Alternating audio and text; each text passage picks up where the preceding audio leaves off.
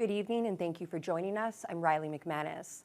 Police Chief Darcy Fleury held his first public town hall meeting last night, allowing the community a chance to ask questions and raise concerns about the service. Some of the big topics covered included drugs and gangs, officer retention, and collaboration with social agencies. Vasilios Bellos was at the meeting and joins us live in studio with the details. Vasilios? Thanks, Riley. Around 40 people were at the Oliver Road Community Center last night for Chief Fleury's first town hall. While many serious topics were discussed, it appeared most in attendance were happy for the opportunity to have their voices heard. A lengthy discussion at the Oliver Road Community Center Wednesday night as Police Chief Darcy Fleury held his first public town hall. How do you handle that and how do you change it, and can you? Provincial government to supply some funding to give you more officers to deal with that? Young males speeding up and down, speeding in the parking lot. A wide range of topics covering all of Thunder Bay, right down to specific neighborhood issues, were all fair game during the discussion. Addictions and mental health were two of the more prominent issues, with Fleury stating multiple times the need for police and social service groups to work collaboratively for the best outcomes. And we're talking about programming that's going to get people out of their lifestyle. Those agencies need to be funded too. And when the young lady asked that question, I was like, it has to be. There's just no other way around it. If we want to work together, we have to be sure that we're giving the tools to all those agencies to make sure that they have the capacity to do the things they need to do to help us get these people out of this lifestyle. Jamie Cunningham, a former civilian member of the police service, questioned Fleury about officer attraction, retention, and eliminating barriers to entering policing, which Fleury stressed would always be a priority. Cunningham said overall the town hall was beneficial, and she did appreciate the chief's answers. Well thought out. I think it does speak to a level of community engagement and really wanting better things for the city of Thunder Bay, especially for someone who's coming from outside of the city and isn't a born and bred Thunder Bayan. With many topics touched on in a single session, Chief Fleury explains how this information and public feedback as a whole will affect future decisions. Here's our priorities as set out by the board. Here's our priorities as set out by the city, province, that type of thing. And now here's some input from the community. So we have to work together within the office to really come up with what we want to see going forward and then put that out to our membership to say, this is where we really need to focus on our priorities for the next maybe 6 months, year, maybe into 2 years. And then, you know what? Reset again. Chief Fleury will be holding another town hall on Thursday night at the West Thunder Community Center. Vasilios Bellos, TBT News. 4 people from Thunder Bay are facing drug charges after police executed search warrants at 2 Ambrose Street homes yesterday.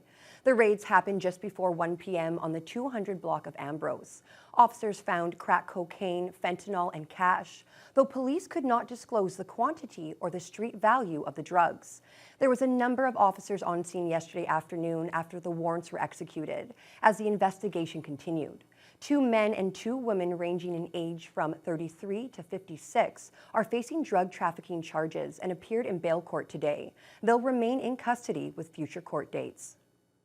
3 online fundraisers have been launched for the family of a 10-year-old Thunder Bay boy who was killed while riding his bicycle to school on Tuesday morning. According to the family's friends who posted the GoFundMe pages, Riker McKelvey would have celebrated his 11th birthday on June 1st. The grade 5 student at City House School is described as a fun-loving, energetic, and outgoing young boy with an infectious smile who loved to skateboard. 2 of the GoFundMe pages have already raised more than $15,000 apiece for the family as they struggle emotionally and financially following the devastating event. The collision with the school bus occurred at the corner of Red River Road and Clarkson Street. A memorial for Riker at that spot has been filled with flowers, stuffed animals, toys, and artwork from his friends and classmates. The neighbors on the line group opposing Hydro One's proposed Waasigan transmission line are concerned about the project's draft environmental assessment. The group is claiming there was no meaningful consultation with the impacted community and are calling for the review process to stop until their concerns are addressed. Once again, here's Vasilios Bellos. Kaministiqua's neighbors on the line group are not satisfied with Hydro One's recently released draft environmental assessment for the proposed Waasigan transmission line. Knowing your neighbors and supporting your neighbors is one of the most important things that I believe in my lifetime has become part of Kaministiquia. Members of the community directly affected, along with those just there to support neighbors, were on hand to discuss the findings of the draft EA. The group is objecting the assessment based on impacted landowners and communities not being properly consulted until months prior to the release, despite the process beginning in 2019. Neighbors on the Line organizer Michelle Hamer believes Hydro One's environmental assessment does not address all those affected by the line. They do not recognize a home or landowner that's 50 meters on the other side of the line as being impacted. That is not acceptable, and I would suggest it's a serious deficiency in this current draft EA. The group has already proposed their own alternative route for the transmission line to limit community impact, with members again stressing their frustration with Hydro One's option. They could have gone around this community if they really wanted to, but they didn't, because they went the shortest and the cheapest way. They didn't take the people into consideration at all. Members also claim that after submitting concerns to Hydro One, there was no record of them in the draft environmental assessment, including specific watersheds, ponds, and wells. How are they supposed to give an appropriate and a reasonable review of an EA that's not complete? The Ministry of the Environment now has a 45-day window to review Hydro One's draft EA. Neighbors on the line are calling for that review to stop immediately until their concerns are addressed. Hydro One released a statement after the meeting saying, quote, "We continue to listen to feedback during the development of the Waasigan Transmission Line project and find solutions where possible and address concerns. Following the public review period, Hydro One will make adjustments to the draft EA based on feedback received from the community and submit a final report to the Ministry of the Environment." Vasilios Bellows, TBT News. A busy section of Central Avenue will be closed to most traffic for the next few days to allow for asphalt resurfacing between Balmoral Street and Memorial Avenue. The work will take place in 2 phases. During Phase 1, the eastbound traffic lanes will be closed and only westbound traffic will be permitted. Then during Phase 2, westbound traffic lanes will be closed and eastbound traffic will open. The Central Balmoral intersection will also be closed for a short period of time at the beginning of each night's work, while the Central Memorial intersection will be closed at the end of each night's work. This will allow for the safe movement of equipment in the area. The work is expected to be completed within 4 to 5 days. Friends and family gathered at the Thunder Bay Community Auditorium this morning for the first of 3 convocation ceremonies being held to honor Lakehead University's 58th graduating class. Carl Langdon reports. The first of 3 convocation ceremonies saw graduates from the faculties of Law, Engineering, and Natural Resource Management take the stage and receive their hard-earned degrees. The 3 ceremonies are expected to see upwards of 1,500 graduates celebrate their achievements in front of family and friends. And I'm really happy today. I'm really excited. So I'm away from my home. I'm from Bangladesh. Feels good. It's nice to finally be done and, start working, I guess. No time for a break? Nope, never. Big thank you to all our professors, notably Dr. Aklan and Dr. Alamar. They've been crucial. They helped us out. They made sure we got everything good and all done. And thank you to my family as well for putting me through this experience. I want to relax for now. I want to take my time. I just graduated. I want to enjoy myself. But eventually I plan to come back. I'll probably get another degree or go on to masters. I'm happy. I'm glad. I'm glad for all my guys, all my girls. Well, I'm feeling great. And yeah, because that's actually a big thing for me, I achieved this today. My parents are proud of me, and my family's proud of me, so I'm very happy today.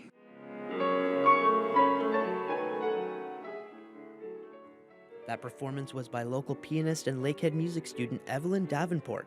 She'll be continuing her studies at Carnegie Mellon University in their prestigious Masters of Piano Performance program.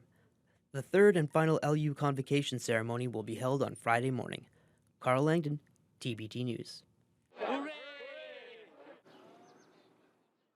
Habitat for Humanity Thunder Bay has announced the launch of a new home build project in the East End.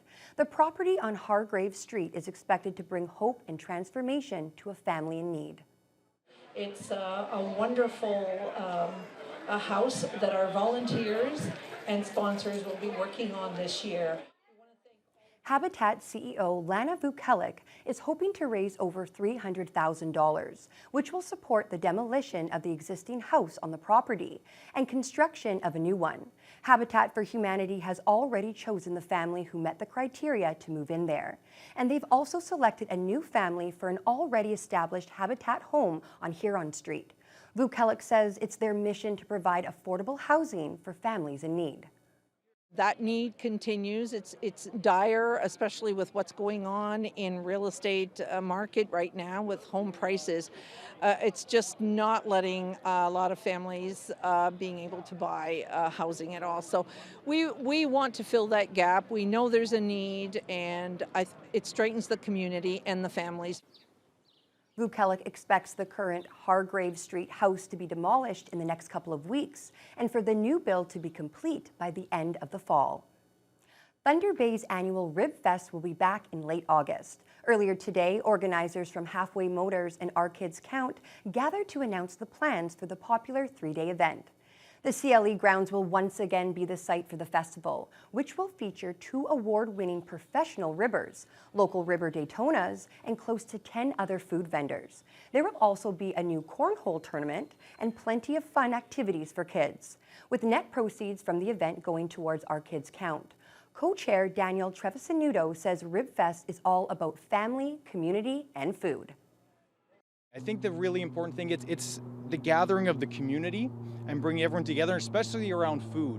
And you know, such an important part of Our Kids Count and why we love to support Our Kids Count is that focus on families bringing them together and food procurement. So if you can bring those together over a whole weekend to celebrate it and raise a whole lot of money for a great cause, it's a perfect fit. With Our Kids Count being our grassroots community development organization, we're helping to promote the health and development of children and youth in Thunder Bay. And these funds will help to allow these programs to be free to all these families within our community. So it's extremely important to us. Hendricks hopes RibFest will raise over $100,000 towards Our Kids Count. The event will take place from August 25th until the 27th. Well, and I'm already starting to get hungry thinking about those ribs. Well, Fiona, turning to weather now, it was a fairly beautiful day outside today. It certainly was. I mean, it wasn't quite seasonal, but we had loads of sunshine, and it was a very cold start. We dropped below the freezing mark last night to -3. Actually, it was in the early dawn hours. And we warmed up to 17. Winds were from the southeast, about 10 to 31 kilometers per hour, which is actually a little bit warmer than we were expecting it to be. So we got a few bonus degrees in there. If we head to the west, though, you can see where the heat is moving in. We are at 25 in Fort Frances and Kenora. Loads of sunshine, 24 in Dryden. Up into Red Lake, they're at a high of 26, and just a few clouds here and there. They too had a somewhat cool overnight low, but not below the freezing mark to the west. As we head eastward, you can see the temperatures start to drop. 24 in Sioux Lookout, 19 in Armstrong and Greenstone, despite a lot of sunshine. But this is definitely improvement over yesterday's temperatures to the east. Along the lake shore, in the North Shore, definitely cool, 12 in Nipigon and Marathon. And Sault Ste. Marie, a chilly 8 Celsius. Yes, they are definitely the cold spot for the region today, despite just a few clouds.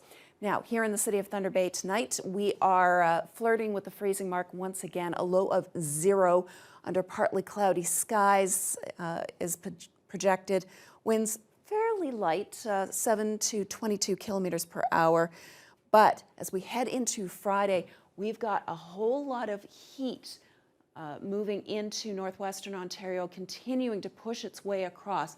Now, this might look scary, but this system isn't really expected to reach us. We've got this whole warm front that's trying to push its way in up from the south, and that's going to keep the rain away, the sun out, and the temperatures high. And I'll have more details on that later on in the news hour. Well, thank you so much, Fiona. Well, the Canadian Public Safety Minister was in Mohawk territory today to announce more funding for policing. We'll have all those details for you as your Thursday News Hour continues. This investment will directly support a team that is dedicated day in, day out, month after month, year-round,